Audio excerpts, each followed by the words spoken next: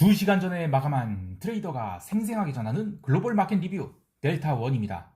삼성전자와 하이닉스의 배신, 만기를 앞두고 이런 급락이 나오다니 투자자들 입장에서는 참 견디기 힘들었을 것 같습니다. 하지만 해외 증시는 오늘도 신고가입니다. 나스닥 선물만 홀로 15,000포인트를 깼습니다만 그래도 무지하게 강한 것이죠. 글로벌 시장은 여전히 변동성 매도라는 축이 지배하고 있는데 우리 시장 과연 언제 반등이 나올 수 있을까요? 옵션 만기 하루 전 거래일, 시장 리뷰 꼼꼼하게 하면서 만기일이 대응 전략까지 살펴보겠습니다. 먼저 아시아 세션 갑니다. 우리 증시는 또 갭다운을 했는데 갭다운 후 20분 동안은 427선을 놓고 공방을 벌이다가 9시 20분에 시장이 급반등을 하게 됩니다. 순식간에 429선에 근접하는 급반등이 나왔으니 이거 드디어 바닥 찍은 거 아니냐 하는 기대가 있었는데요.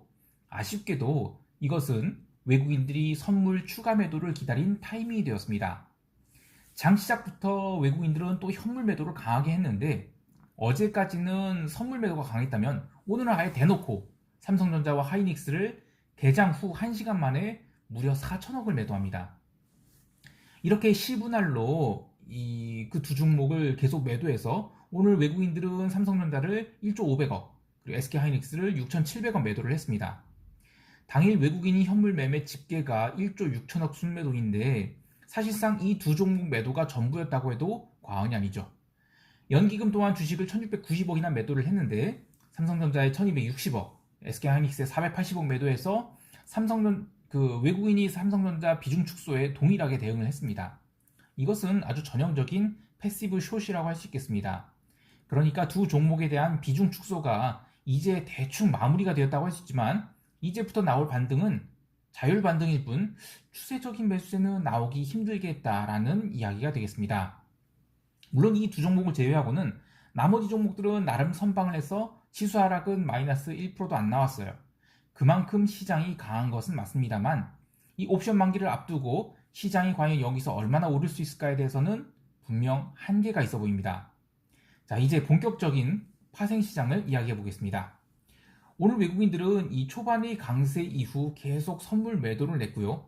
특히 점심 이후에 선물 매도를 더욱 강하게 늘려서 오후까지 무려 7천억 원이 선물 매도를 이어갔습니다. 물론 당일 들어온 선물 매도분은 큰 이익 없이 미결이 많이 줄어서 끝나긴 했지만 어쨌든 전일 들어온 선물 매도 1조 7천억 원은 그대로 평가 이익으로 넘어갔다는 게 특징입니다. 옵션 시장에서 기관들은 어제와 달리 초반에는 콜옵션과 풋옵션을 모두 양 매도를 하면서 지수가 일방적으로 하락하진 않겠다고 선언한 듯 했으나 외국인들이 9시 30분 이후로 선물 매도를 다시 늘려가자 또 콜옵션을 쫓아가면서 매도해서 오후 3시에는 콜옵션을 또 5만 계약 이상 매도하는 하방 양매도를 쌓았습니다. 막판에는 부지런히 콜 매도를 좀 줄이긴 했지만 어쨌든 사흘째 하방 양매도를 쌓아서 사실상 콜 430 이상이 당첨은 없다고 선언한 셈이 되겠습니다. 전체 옵션 미결 테이블을 보면 내일은 콜 422와 풋 427이 미결 제약정 공방이 방향성을 결정할 것 같은데요.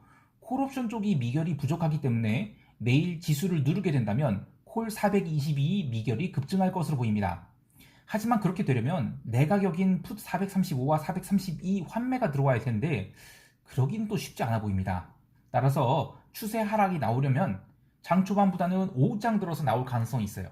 근데 현재의 미결 테이블로 보면 425와 427 풋옵션에 대한 425 콜과 420 풋에 대한 이 미결 제약정이 빠르게 증가하면서 425, 427 공방을 벌이는 것이 가장 유력해 보입니다.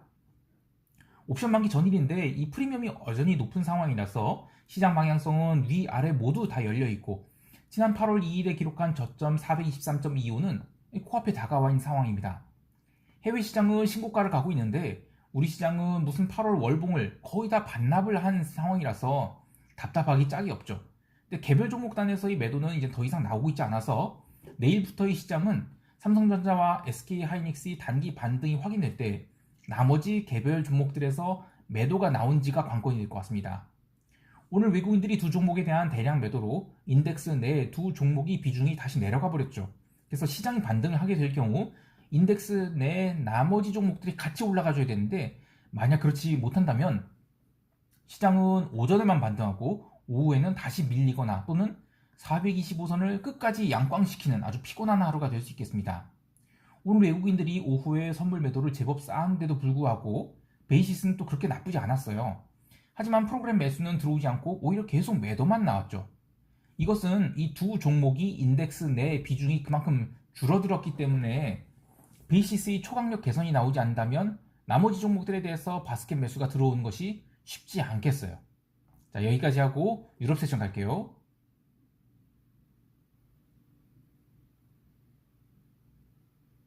유럽 증시는 드디어 독일도 신고가를 갱신했습니다. 장 시작 전까지만 해도 독일 증시는 조용했는데 미국 CPI 발표 이후 시장이 또 골디락스 반등을 보이자 골디락스 반응을 보이자 급등을 했어요. 그러면서 닥스 기준 15,880포인트를 기록하기도 했습니다. 이후 바로 또 이 실현 매물이 나오긴 했는데 그래도 종가상으로는 15,847포인트로 올라와서 마감을 했거든요. 통화시장에서도 CPI를 중심으로 계속된 이 달러 강세 행진의 종지부를 좀 찍었는데 유로화의 반등보다는 이 오지 달러의 어떤 강한 반등이 좀 눈에 들어옵니다. 아직은 오지 달러의 반등도 비추세 구간 내 반등이라고 보지만 이 상품 시장이 끝도 없는 하락은 좀 멈춘 게 아닌가라는 신호가 됩니다. 이 CPI 발표에 따른 시장 반응은 멤버십 회원분들께 제가 커뮤니티 게시판을 통해서 실시간 리포트를 해드렸습니다만 전반적인 평가를 이야기하면 최근에 일어났던 추세, 예를 들면 채권 약세, 달러 강세 이런 추세가 갑자기 급반전된 건 아닙니다. 하지만 일방향의 브레이크가 좀 잡혔다라고 봐야 되겠습니다. 세부 항목들 중 중고차 가격이 상승이 잡혔다든지 또 건설자재 상승분도 꺾였다든지 이런 것들은 이코노미스트 분들께서 다뤄주시겠지만 어쨌든 핵심은 시장이 또 골디락스로 해석했다는 겁니다. 내일은 근데 PPI가 나오죠. PPI 상승이 CPI에 전가된지가 이 기업 이익 모멘텀이 더 중요해요. 그래서 내일 PPI가 CPI의 템포 조절을 따라가지 않는다면 저는 증시가 급브레이크를 밟을 수도 있다고 생각을 합니다. 근데 어쨌든 지금 시장은 신고가 행진을 이어가고 있고 또 변동성을 죽이고 있거든요. 그런 상황에서는 발작적인 그런 급락 이런 건 또 쉽지가 않아요.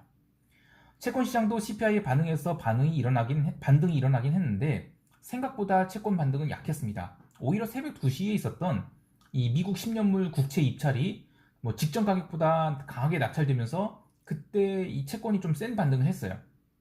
근데 그렇다고 해도 추세를 위로 돌린다? 그런 정도는 아니었다고 봅니다. 하지만 긴 그림에서 보면 또 의미 있는 브레이크가 밟힌 건 맞죠. 커머디티를 보면 어제는 기름이 참 다이나믹했습니다. 유럽 세션에서 CNBC 보도가 있었죠.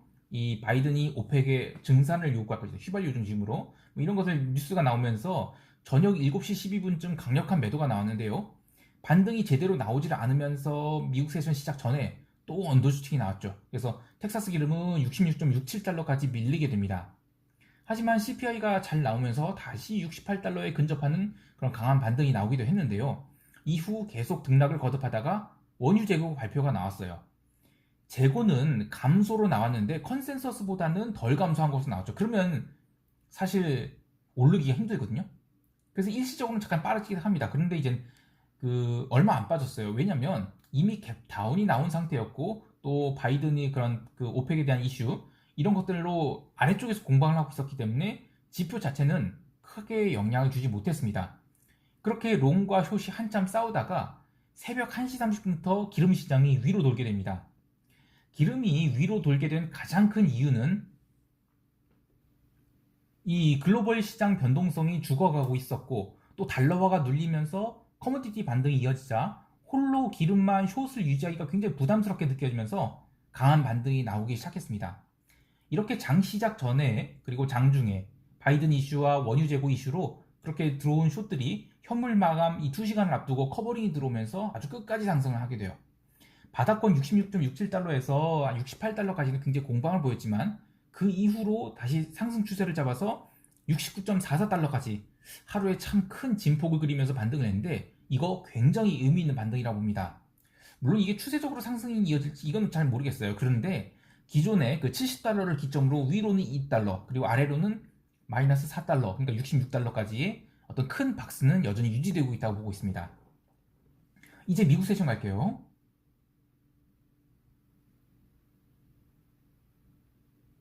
CPI 이야기에 앞서 어제 미국 시장은 이 프리마켓 호가가 들어올 때부터 나스닥이 계속 약세를 보였습니다. 채권 약세 더불어 나스닥 약세가 진행되고 있었다고 하지만 이 CPI 발표 이후 나스닥도 강한 반등을 해줬어요.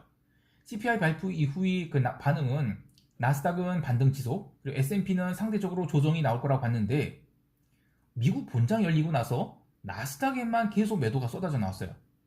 유럽 세션은 계속 짱짱한데 유럽 세션 마감 무렵에는 나스닥이 사실상 전일 종가를 모두 깨고 내려간 일이 있어서 좀 상당히 당황스럽습니다. 어제 모더나가 이제 마이너스 15.64% 하락 나오고 또 화이자도 마이너스 3.9% 하락 나온 등 이제 오버슈팅에 대한 되돌림이 좀 나오기 시작하는 것 같아요. 그래서 이제 그동안에 좀 닥치고 뽐뿌질했던 무슨 뭐 백신주 이런 것들도 좀 분위기가 정리되는 게 아닌가 싶습니다. 개별 종목 더 보면 이 구글이나 마이크로소프트, 아마존 이런 것들도 좀 상승 탄력을 좀 잃어갖고 폭락은 아니지만 나름 힘이 빠진 모습을 보여주고 있는데요. 어제도 캐터필러 등 이 굴뚝 기업들이 강한 이 반등을 이어나가면서 다우 인덱스 자체 매수가 계속 들어왔거든요. 그래서 이제 금융주들도 어제 채권 뭐 더 이상 안 빠졌는데도 계속 금융주는 강세였어요. 그리고 S&P 지수도 계속 방어를 하니까 지수 자체의 변동성은 감소를 했거든요. 그동안에 이제 빅테크가 시장을 바치고 있었는데 그런 상황들이 전환이 되고 있는 게 아닌가 싶습니다. 물론 다시 시클리컬이 강세를 보이면서 예를 들면 이제 뭐 이번에 그 인프라 투자 법안 이런 것들로 뭐 캐터필러 지금 계속 좀 잘 반등하고 있잖아요. 이런 것들로 이제 그 매기가 다시 이제 전환되면 시장은 또 레벨업을 할 수가 있어요. 그런데 만약에 그게 아니라면 걱정이 됩니다. 예. 물론 여전히 변동성 선물이 실제 변동성 대비 굉장히 높은 상황이라서 저는 좀 더 다이어트가 필요하다고 봐요. 어제 CPI 발표 이후 S&P 지수는 신고가를 갱신한 상태에서 갭 상승 출발하고 거의 2시간을 고가에서 횡보를 했죠. 근데 그때의 시장 등락폭이 플러스 마이너스 2포인트 수준이었어요. S&P 지수가 4440을 중심으로 아주 완전 그런 껌딱지도 있나 싶을 정도로 지겨운 횡보를 했는데 그런데도 그때만 해도 변동성 선물은 17포인트 후반이었어요. 말도 안 되게 높은 가격인지라 지수가 하락을 해도 제한적으로 하락을 했죠. 그리고 아주 작은 반등이 나와도 변동성이 막 뚝뚝 부러지는 등 변동성이 고평가를 해소하려는 흐름들이 이어졌습니다. 이러면 시장이 빠질 수가 없죠. 그 외에 러셀도 아주 조심스럽게 바닥을 확인한 듯한 모습을 보여줬는데요. 사실 좀 생뚱맞긴 할 수 있지만 최근에 니케이 지수가 솔솔 올라오고 있습니다. 그러니까 글로벌 시장 내에 과도한 눌림이 나왔다가 이 수렴을 하는 종목들이 솔솔 올라오고 있는 거예요. 즉, 이 미국 시장에서는 러셀이 좀 그렇죠. 그래서 CPI 발표 이후 러셀도 올라오긴 했어요. 근데 본장 들어서 나스닥과 함께 바로 매도가 쏟아집니다. 결국 유럽 마감 직후 바닥을 찍었는데 그 뒤로 끊임없이 매수세가 들어오면서 종가 고가의 의미 있는 양봉을 기록하게 돼요. 시장이 조심스럽게 그동안 못 갔던 것들 위주로 좀 돌고 있다는 그런 생각이 들고 뭐 전반적인 키 맞추기 장세와 변동성 감소가 함께 좀 이어질 것으로 봅니다. 자, 이제 시장 총평하면서 대응 전략 이야기할게요.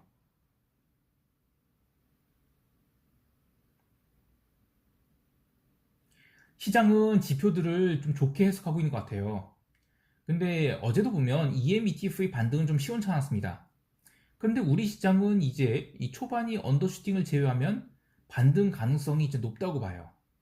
그래서 장 초반에 뭐 어디서 바닥을 다진지는 모르겠습니다. 근데 바닥을 다지는 게 확인된 뒤에는 바스켓 내 나머지 종목들의 매수가 들어온지를 봐야 돼요. 나머지 종목들 뭐 연기금 매수라든지 아니면 뭐 그런 그 매수가 들어오게 된다면 저는 반등으로 볼 수 있어요. 근데 기본적으로 오전에 한번 언더슈팅이 나와야 됩니다. 이 언더슈팅이 나와야만 반등이 나올 거라고 봐요. 그래서 아까 이야기한 이 콜 422의 미결 증가 여부를 확인하는 것이 좀 필요하고요. 나머지 종목들에도 매수세가 몰리는지, 그러니까 삼성전자, 하이닉스를 제외한. 그래서 이제 그런 것들에 뭐 연기금 매수 이런 게 들어온다면 바닥 확인하고 반등이 시작된다라고 봐야 되겠습니다. 또 여전히 이 등가격 중심, 그러니까 425포인트의 양옵션 프리미엄이 굉장히 많이 붙어 있거든요. 처음 5분 동안은 기관들이 옵션 매도가 어디서 집중적으로 나타나는지를 확인했는데 현재 상황에서는 뭐 볼 것도 없이 425 양매도가 되겠죠. 그래서 422에서 425 양매도가 충분히 이루어지고 나서 시장이 더 이상 언더슈팅 보이지 않는다면 그 후에는 시장 반등이 꽤 세게 나올 수 있다고 봅니다. 해외 시장은 기름 등 원자재의 강세가 이어질 것 같은데 이 오지 달러의 강세 여부, 강세 지속 여부, 그리고 중국 증시 강세 지속 여부 이 두 개를 확인하고 들어가는 것이 좋겠습니다. 또 내일은 PPI 발표가 있죠. 이것은 상품 시장에도 영향이 있겠지만 증시에도 이제는 영향을 줄 수 있다고 봐요. 그래서 PPI 발표 이전에는 선물 시장에서는 방향성을 잡지 않는 것이 좋겠습니다. 기본적으로는 계속 변동성 죽이면서 신고가 흐름을 갱신할 것 같습니다. 자, 오늘 하루도 성공 투자하시길 바라겠고요. 이상 델타원이었습니다. 감사합니다.